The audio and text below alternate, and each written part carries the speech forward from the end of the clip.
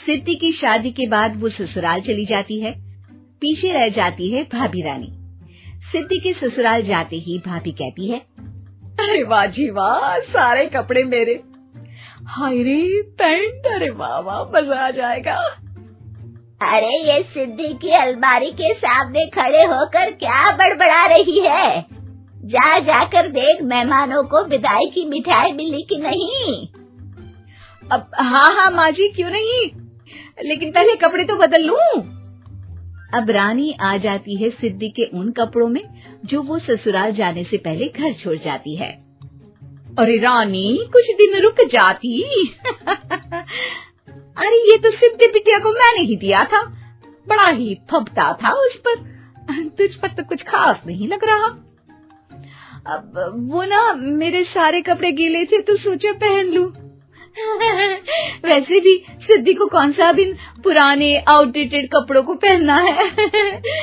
वैसे भी ये सूट तो मैंने तभी पहना था, वैसे खास है भी नहीं ये।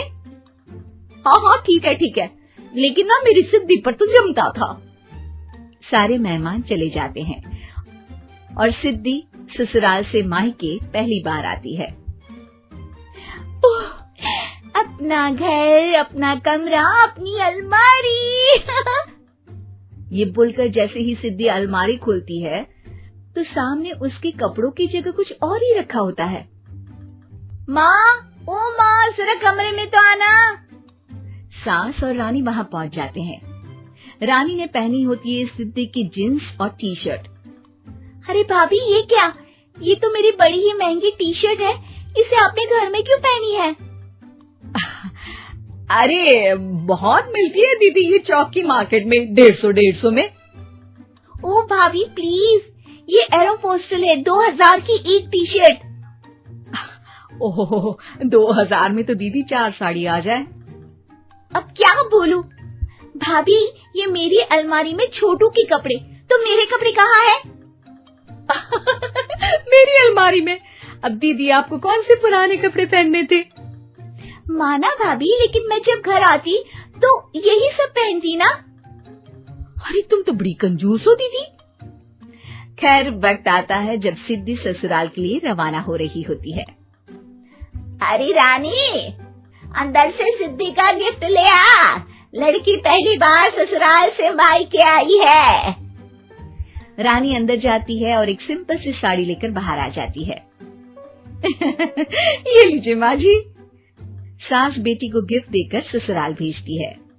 अगले दिन रानी एक सुंदर सी साड़ी पहनकर सामने आती है। अरे रानी, ये तो वो साड़ी है जो मैंने सिद्धि को देने के लिए दी थी जब वो ससुराल ले जाती, लेकिन ये तूने कैसे पहन ली? अरे माँ जी, ये साड़ी तो मुझे बहुत पहले से ही पसंद थी, लेकिन चिंता ना करिए, मैंने सिद्धि के लिए भी अच्छी सी साड़ी दी है। हाँ। तभी सिद्धि का फोन आता है। क्या माँ, कुछ अच्छा तो दिया होता ससुराल ले जाने के लिए। अरे पहले दिखा दिया होता। यूं चमकते हुए पैकेट में नौकरानी वाली साड़ी मत दिया करो माँ। अरे बेटे, वो तेरी भाभी ने ना गलती से उससे पैकेट बदल गया। हाँ, मैं कल ही तेरे भाई के हाथ से तेरा वाला पैकेट भेज दूंगी। अरे रहने दो माँ, आई एम श्योर भाभी ने अभी वही साड़ी पहनी होगी जो तुमने मेरे लिए रखी थी। तुम तो समझ नहीं पाई उनको। खैर छोड़ो, मैं ज्यादा बोलती अच्छी नहीं लगती, रहने दो, आपको उन्हीं के साथ रहना है, फिर बात करेंगे। सास को रानी पर गुस्सा आ जाता है। वो उसके कमरे में जाती है जहाँ वो शादी का एल्बम देख रही होती है। रानी, मार्केट जाकर एक ऐसी ही साड़ी लेकर आ, कल प्रतीक जाकर सिद्धि के घर दे आएगा।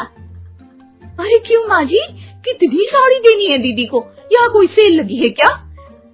अरे चुप कर, मेरे बेटी के हिस्से की साड़ी खुद पहन ली, अब ज्यादा ज्ञान बांट रही है। एक दिन सिद्धि का फोन आता है। माँ, मेरी सास ने आप सबको खाने पर बुलाया है। सारे लोग सिद्धि के ससुराल पहुँचते हैं। खाना खाकर वो लोग निकल रहे होते हैं कि सिद्धि की सास सभी को गिफ्ट देती है। अरे बहन जी, बेटी के घर का खाना खा लिया, यही बहुत है जो आप ऊपर से गिफ्ट भी दे रही हैं।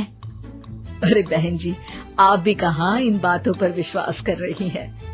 सास सभी को गिफ्ट देती है, लेकिन रानी को जो साड़ी देती है वो अजीब सी हरे रंग की लाल रंग के बड़ी छाप वाली होती है। अरे छी, ये कौन पहनेगा? सासू माँ को तो जरी वाली इतनी सुंदर और मेरे लिए ये नौकरानी वाली। अरे भाभी, दरअसल मैं जब भी घर आती थी आप वापसी में ऐसी ही साड़ी देती थी ना, तो माँ ने सोचा कि आपको आपकी पसंद की ही साड़ी क्यों न दी जाए। बेचारी रानी, बोलती भी तो क्या। सिद्धि और सास रानी का चेहरा देखकर हंसने लगती है, तो रानी समझ जाती है कि अपने ही बिछाए जाल में वो फंस चुकी है।